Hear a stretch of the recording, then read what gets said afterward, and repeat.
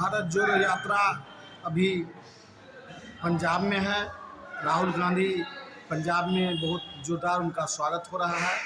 उनका यात्रा का समापन 30 जनवरी को जम्मू कश्मीर के लाल चौक पर होगा। उन्होंने विभिन्न दल के लोगों को निमंत्रण दिया है। सभी पार्टियों के, विरोधी दल के सभी पार्टियों के लोगों को निमंत्रण दिए हैं और 30 जनवरी को जो जिस दिन गांधी जी की शहादत दिवस है उस दिन उनकी यात्रा समापन है।